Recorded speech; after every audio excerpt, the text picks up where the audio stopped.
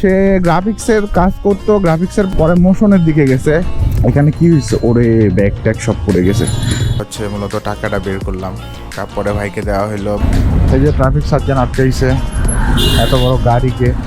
গতকালকে রাতে বুকিং দেওয়া হয়েছিল, টিকিটটা নেওয়ার জন্য আসছিলাম। প্রচুর স্ট্রাগল করতে হবে। কাব্য, তা আমি চলে গেলাম, সাবধানে যাও, সমস্যা হচ্ছে না তো? ঠিক আছে, তো আমি গেলাম, আল্লাহ হাফিজ।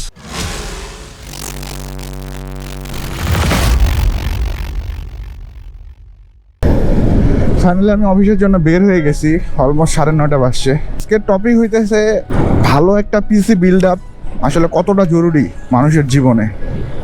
আমার কাছে মনে হয় যে একটা ছেলে মোটামুটি বোঝার ক্ষমতা হয়ে গেলে তাকে একটা ভালো পিসি সেট আপ কিনে দেওয়া উচিত, অথবা শুরুর দিকে নর্মাল একটা পিসি কিনে দেন যেটা দিয়ে সে শিখতে পারবে। আসলে কম্পিউটার অনেক কিছু জানা লাগে, কম্পিউটার বেসিক চালানো থেকে শুরু করে অ্যাডভান্স লেভেলের আবার কাজ শিখতে হয়। আপনি চাইলে ফ্রিল্যান্সিং করতে পারবেন।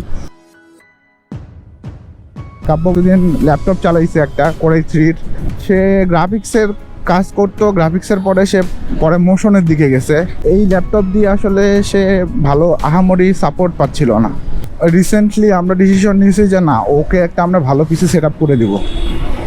এটা মোটামুটি অনেক দিন থেকেই আমরা চেষ্টা করতেছিলাম ওর ভালো একটা পিসি সেট আপ কিনে দেওয়ার, বাট হয়ে উঠতেছিল না, কারণ বাজেট অনেক বেশি। ও সব কিছু মিলায় অলমোস্ট 1.5 লাখের বেশি পড়বে।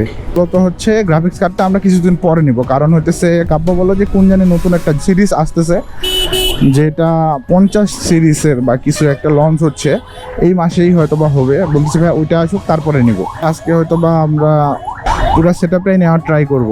আসলে ছোট ভাইয়ের পিসিটা নিচ্ছে, ওর থেকে বড় খুশি মনে হইতেছে আমি, কারণ ওর এখন ভিডিও কোয়ালিটি অনেক ভালো হবে, ও কাজে স্কিল হবে, ও ফ্রিল্যান্সিং করতে হবে বাসায় বসে। যেহেতু সে আম্মুর সাথেই থাকে, সে ঢাকা কলেজে পড়ালেখা করে, কিন্তু বাবা মারা যাওয়ার পর থেকেই আসলে আম্মু একাই থাকতে পারে না। ওকে আম্মুকে সাপোর্ট দেওয়ার জন্যই বাসায় থাকে, শুধু এক্সামের সময় আসে, এক্সামগুলো দিয়ে চলে যায়। বাবা আমাকে সেই 2012 সালে একটা পিসি কিনে দিছিল। 2012 সাল থেকে এখন পর্যন্ত চালাচ্ছি। কি বলবো, এটা আমি আপডেট করেছি, টাইম টু টাইম আমি আপডেট করেছি, বাট ওই সেট আপই এখনও চলতেছে, খালি জাস্ট আমি ভিতরের জিনিসপত্র আপডেট করেছি। ভালো একটা পিসি আসলে অনেক ভালো একটা কোয়ালিটি প্রোভাইড করে, আপনি অনেক ভালো কাজ করতে পারবেন। কাব্যর কথা হইতেছে ভাই আমি এমন একটা পিসি নিতে চাই যে পিসিতে কোনো কাজের জন্য আমাকে চিন্তা করতে না হয়, যে আমি এই কাজটা করবো আমাকে চিন্তা করতে হচ্ছে আমার পিসি কি লোড নিতে পারবে কি না। ও এই টাকা দিয়ে বাইক কিনতে পারতো, ওই টাকা দিয়ে ওকে আমরা পিসির সেট আপ কিনে দিচ্ছি। তো আলহামদুলিল্লাহ, এটা ওর বোঝার ক্ষমতা আছে, যেটা হয়তো বা 10টা ছেলের বোঝার ক্ষমতা নেই, যে এই টাকা দিয়ে আমি বাইক না কিনে আমি একটা ভালো পিসি সেট আপ রেডি করি, যেটাতে আমার জীবন অনেক কাজে দেবে। হয়তো বা কাব্যর এই পিসির সেট আপের কারণে সে আরও অনেক বাইক কিনতে পারবে। ওর ইচ্ছা আছে ওর রুমের ভিতরে একটা স্টুডিও সেট আপ তৈরি করা। এখানে কি হয়েছে, ওরে ব্যাগ ট্যাগ সব পড়ে গেছে, বিয়ের সেট। তো আজকে যাচ্ছি বা ছোটো ভাইয়ের পিসি কিনতে। আশা করা যায় আজকে ভালো একটা জিনিস নিয়ে আমরা বাসায় আসবো। আসলে বাসা পর্যন্ত ওই জিনিসটাকে নিয়ে আসা একটা চ্যালেঞ্জ, তারপরে ঢাকা থেকে আবার বাসায় নিয়ে যাওয়া এটা আরেকটা চ্যালেঞ্জ, কারণ ও যেটা সেট আপ করছে ওর ক্যাচিংটাই হিউজ হবে। এবং আজকের ওয়েদারটা কিন্তু জোস। জানি না ফুটেজ কেমন আসতেছে, অ্যাঙ্গেল কীরকম, আসলে অফিসের জন্য বের হয়ে গেছি তাড়াহুড়া করে, বাঁকা আছে না সোজা আছে বুঝতে পারতেছি না, ভয়েস যে কীরকম আসতেছে সেটাও বুঝতে পারতেছি না। একমাত্র বাসায় গিয়ে পরে চেক করলেই বা এডিটে যখন বসবো তখনই হয়তো বা চেক করতে পারবো। হচ্ছে ওর পুরো সেট আপটাই দেখানোর চেষ্টা করব, কিভাবে নিলাম, কত টাকা দিয়ে নিলাম, এ টু জেড দেখানোর চেষ্টা করব। আমি মনে করি যে অবশ্যই আপনার সন্তান হোক, আপনার ভাই হোক বা আপনার নিজের জন্য হলেও ভালো একটা পিসি বিল্ড আপ করেন।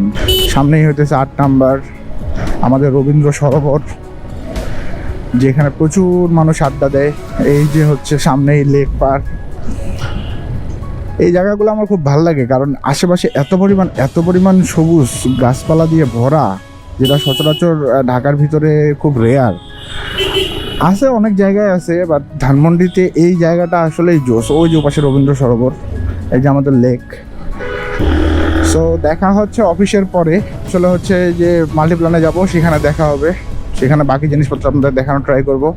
সো আল্লাহ হাফেজ। সো ফাইনালি আমরা মাল্টিপ্ল্যানে চলে আসলাম। এই শপটার নাম হচ্ছে টেকনোফায়ার। ভাইয়া আমাদেরকে বসতে দিল, চা অফার করলো। তারপরে ভাই হইতেছে আমাদেরকে ক্যাচিং দেখানো শুরু করলো। এখানে অনেক ধরনের ক্যাচিং ছিল। তারপরে ভাই প্রত্যেকটা জিনিসের একটা লিস্ট আপ করলো,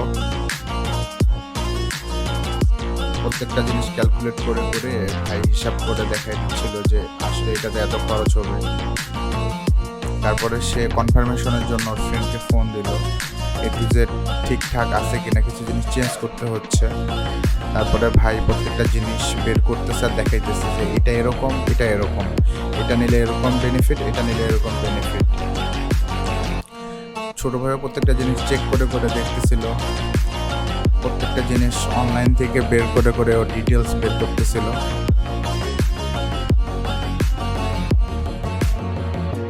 তারপরে ভাই বলল যে চলো আমরা ভালো আরও কিছু ক্যাচিং দেখি। ভাই নিজেই আরেকটা শপে নিয়ে যাচ্ছিল আমাদেরকে ক্যাচিং দেখানোর জন্য। সো হচ্ছে ওই ক্যাচিং দেখার জন্যই মূলত আমরা আরেকটা শপে যাচ্ছিলাম। দেন হচ্ছে আমরা এই শপটাতে আসি। এখানে মোটামুটি অনেকগুলো ক্যাচিং ছিল, কিন্তু আমাদের এইটা ক্যাচিং পছন্দ হয়েছিল। এই ক্যাচিংটা মোটামুটি অনেক ভালো। তারপরে A to Z ভাই বলতেছিল যে এটার আসলে কি কি বেনিফিটেড।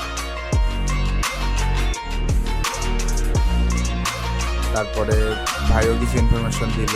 তারপরে আমরা ভালোভাবে ক্যাচিংটা চেক করলাম, দেখলাম। আমার ছোট ভাইও দেখলো A to Z যে আসলে এটা কেমন ফ্যাসিলিটিস। তারপরে হচ্ছে আমাদের সামনে A to Z নিয়ে আসা শুরু হইলো। পরে ভাই হচ্ছে সেট আপ করার জন্য সব জিনিস খুলতেছিল, এক একটা জিনিস অ্যাডজাস্ট করতেছিল। প্রত্যেকটা প্রোডাক্ট আমাদের সামনেই খুলতেছিল, ইভেন দেখাচ্ছিল যে এই জিনিসটা এরকম, এই জিনিসটা এরকম, কোথায় কি করতে হবে না করতে হবে। A to Z ভাই আমাদেরকে খুলে খুলে দেখাচ্ছিল। আর আসলে নতুন একটা সেট আপ, এভরিথিং চেক করে নেওয়াই ভালো।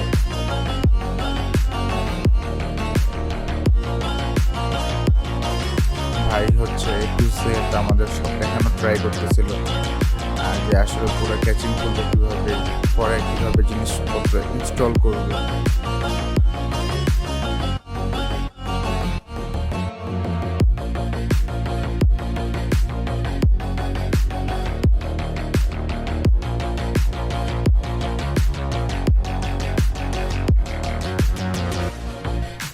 আমরাও মনোযোগ সহকারে প্রত্যেকটা জিনিস দেখতেছিলাম, আর আমি তো ভিডিও রেকর্ডিং করতে ব্যস্ত ছিলাম।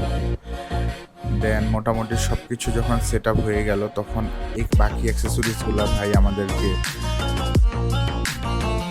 সুন্দর করে গুছিয়ে দিচ্ছিল যেন এগুলো আমরা বাসায় নিয়ে যেতে পারি। তারপরে বিলিংয়ের বিষয়টা আসলো, A to Z কোথায় কী খরচ হইলো না হলো, A to Z বিলিং আমাদের হাতে ভাই দিল। দেন আমরা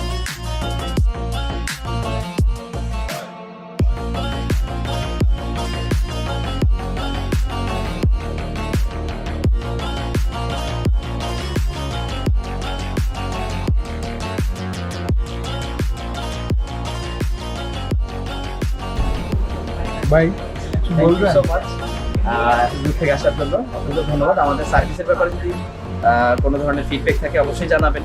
যদি আমাদের ফিডব্যাকে কোনো কিছু চেঞ্জ করা দরকার হয় অবশ্যই আমরা সেটা করবো। Thank you so much. আজকে ছোটো ভাইয়ের পিসিটা নিয়ে নেওয়া হয়েছে এবং আমাদের মোটামুটি 96K এর মতো পড়ছে। উনি সব কিছু প্রাইসই অনেক কম রাখছে, গ্রাফিক্স কার্ড ছাড়া। কাব্যর ল্যাপটপটা হচ্ছে আমাকে দিয়ে যাবে, ওর ফাইলগুলো সবগুলোই নতুন পিসিতে ট্রান্সফার করবে। ট্রান্সফার করার পরেই ল্যাপটপটা আমার হবে। সো আলহামদুলিল্লাহ আমাদের পিসি নেওয়া ডান। ওই ভাইয়ের ব্যবহার অনেক ভালো ছিল, আপনারা চাইলে ওই ভাইয়ের সব থেকে নিতে পারেন। নিয়ে দেখাইছে এটা নিলে বেটার হয়, ওটা নিলে বেটার হয়। আমরা একটা মোটামুটি লিস্ট আপ করছিলাম, ওই লিস্ট আপ থেকে কিছু দু একটা জিনিস চেঞ্জ হয়েছে এবং ভালো জিনিসই পাইছি। আগে যাব হচ্ছে ধানমন্ডি 15-তে খ্যারি প্লাজার ওখানে ফ্রেন্ডগুলো আসতেছে, ওদের সাথে একটু আড্ডা দিব টুকটাক।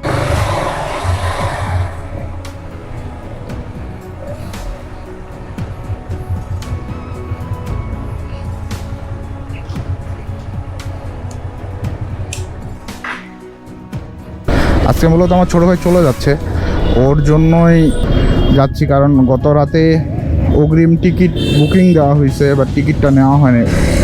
এটা তো পুরাই লক ভাই, এই পাশ দিয়ে যাওয়া কীভাবে সম্ভব? এত দূরে যদি জ্যাম থাকে তাহলে তো অবস্থা খারাপ হয়ে যাবে। এর থেকে ভিতর দিয়ে যাওয়া আমার অনেক ভালো ছিল, কতক্ষণে সিগন্যালটা ছাড়ে, কিন্তু এদিকে এত জ্যাম থাকার তো কোনো কারণ নাই। আজকে ছোটো ভাই চলে যাবে পিসি নিয়ে, ওর জন্য খারাপ লাগতেছে। যাক, জ্যামটা ছাড়ছে আগাই। এই জ্যাম ঠেলে যাওয়া কষ্টকর, এই জ্যাম ঠেলে আর কত দূরই বা যাবো। আর বাস তো ওর মতো চাপাবে, এই যে ওর মতো করে ইচ্ছা মতো চাপাবে। জ্যামটা ছাড়ছে, যাই কত দূর যাইতে পারি। মনে হচ্ছে না খুব একটা বেশি দূর যেতে পারবো, আর হইতেছে ভালো ব্লগও কিছু করতে আর বাস তো বাসই, সে তো পারলে মাইরে দেয়। এই যে ট্রাফিক সার্জন আটকাইছে এত বড় গাড়িকে, আল্লাহ মাহবুব জানে কিসের কারণে। আমার তো কাগজ অল ওকে আছে না, কারের উপরেই অভিযান চলতেছে। ও এত পরিমাণ জ্যাম লাগে আছে কেন ভাই? কাহিনী তো বুঝতেছি না, এটা কি, এটা কেন, কারণ কি ভাই? ওরে সর্বনাশ, এইভাবে কি গাড়ি চেকিং হচ্ছে পুলিশের নাকি? বুঝতেছে না তো। আজকে এত বেশি গাড়ি আটকানোর মানে কি? নাকি সামনে কোনো জ্যাম, এই সাইডটা খোলা, ওই সাইডটা পুরোটা লক, এগুলো কি সবগুলোকে ট্রাফিক সার্জন আটকাইছে নাকি? তো বুঝতেছে না এইভাবে লক হয়ে আছে কেন। আর হয়তো বা এটার জন্যই জ্যামটা। বাসায় একটু প্যাকেজিং এর বিষয় আছে, ভাবছিলাম যে হয়তো বাইকে করে নিয়ে যাব, কিন্তু অত বড় সিপিইউ, তারপরে আবার হইতেছে আদার জিনিসপত্র এত বড় হয়েছে যে বাইকে নিয়ে যাওয়া ইম্পসিবল। তো হয়তো বা সিএনজি অথবা রিক্সা নিয়ে শ্যামলী পর্যন্ত যেতে হবে। ঢাকা শহরের নাম, ব্র্যান্ডিং, এগুলো আসলে নেক্সট লেভেল। আপনার নাম যত সুন্দর, ব্র্যান্ডিং তত সুন্দর। সিগন্যালটা ছাড়ার সাথে সাথে মানে মানুষ পাগল হয়ে যায়। এই যে পাগল হয়ে গেছে, মানে কে কাকে। আমাকে অলরেডি পিছন থেকে একজন মারছে, মানে কি একটা অবস্থা। খুব গরম লাগতেছে, প্রচন্ড ঘামছি। এই গরমে মোটোব্লগিং করা ইভেন হইতেছে যাওয়া অনেক কষ্টকর বাবা। এখন সোজা চলে যাব শ্যামলীতে যাব হানিফ কাউন্টারে। টিকিটটা হলে কি হবে যে তাড়াহুড়া করতে হবে না, ইজিলি আস্তে ধীরে পরে আবার বের হওয়া যাবে। নাহলে ওই টিকিটের জন্য আবার আগে ভাগে বেরোতে হবে, এখানে আগে টিকিট কালেক্ট করতে হবে, একটা ঝামেলা। এই যে চাপাই দিছে সামনে শ্যামলী। আচ্ছা, এখানে মাঝখানে একটা কাটা থাকার কথা, ওই যে সামনে, এই যে সামনে কাটাটা।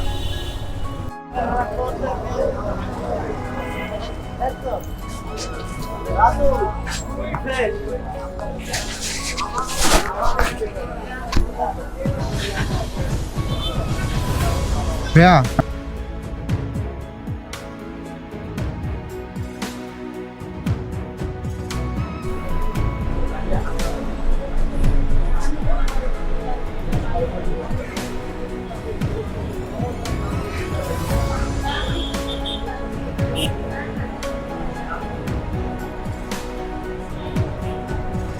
জি, রাত 10টায় 9:30টার ভিতরে থাকতে হবে। সমস্যা নাই, ঠিক আছে ভাই, ধন্যবাদ। যাক, টিকিট নেওয়া হয়ে গেছে।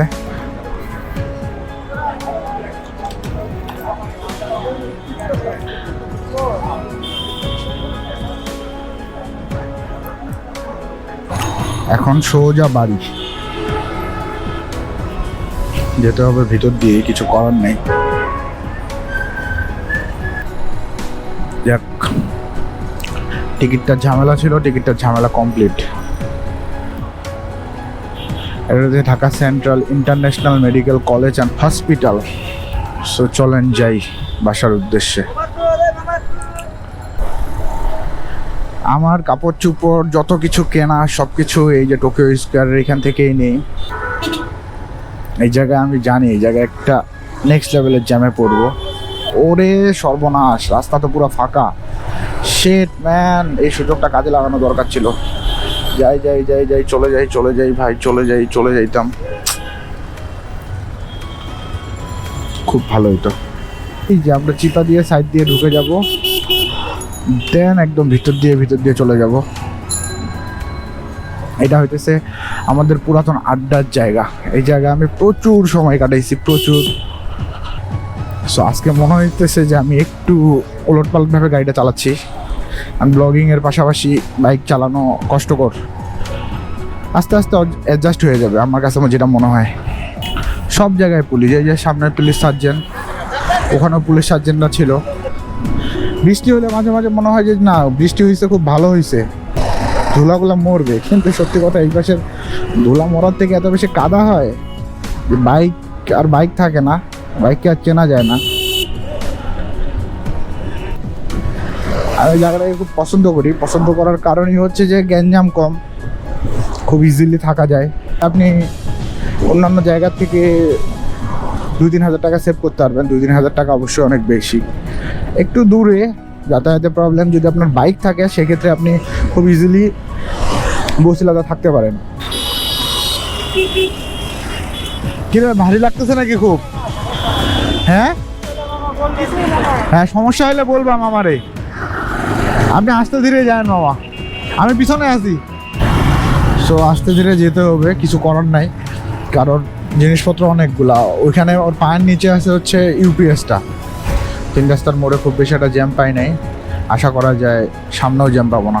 যাক, কষ্টটা যেন সার্থক হয়, কারণ প্রত্যেকটা জিনিস আমরা পুরো প্যাকেটিংটাই ভিতরভাবে চারপাশেই প্যাকিং দেওয়া হয়েছে, মানে বিভিন্ন ওই শিটগুলোই ওই যে এখন দেওয়া আছে। ওটা মূলত আব্বু যখন বাসা থেকে আমাকে কম্পিউটার পাঠিয়ে দিছিল টেবিল সহ, তখন প্যাকেটিংটা করে দিয়েছিল। ওই প্যাকেজিংটাই পুরাটাই আমি রেখে দিচ্ছিলাম। কারণ হইতেছে, রাখার কারণ ছিলই যে হচ্ছে যেন একটা টাইমে গিয়ে হয়তোবা ইউজ হবে, হয়তোবা আমার পিছে যদি কখনো আমি রিটার্ন পাঠাই, তো ওই জিনিসটাই এখন কাজে লাগানো গেছে।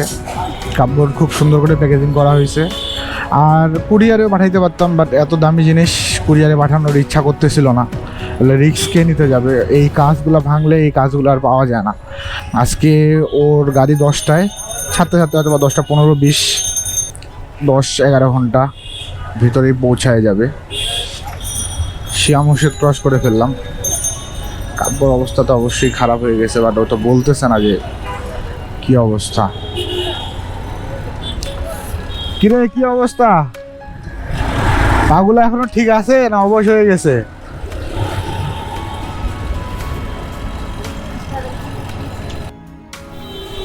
প্রচুর স্ট্রাগল করতে হবে। আচ্ছা, তাহলে পায়ের অবস্থা শেষ, ওটা আমি বুঝে শেষ। কষ্ট তো অবশ্যই হইতেছে, পুরো জিনিসপত্র নিছে। মামা অনেক ভালো, সমস্যা হলে জিজ্ঞাসা করতেছে। চলে আসছি ওই যে সামনে, এই যে হানিফার গাড়ি, এগুলো নন এসিগুলা। সো আমরা যাবো এসিতে, এসির কাউন্টার সামনে।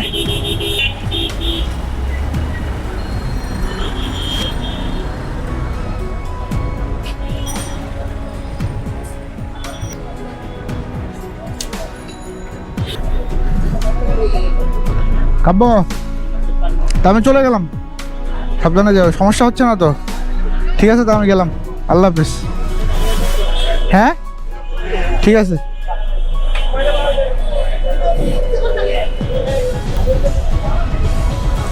এই যে কাব্য গাড়ি ছাড়ে দিচ্ছে, একটু পরেই ছাড়ে দিবে। যাই, চলে যাই। Ta-ta, goodbye, safe journey.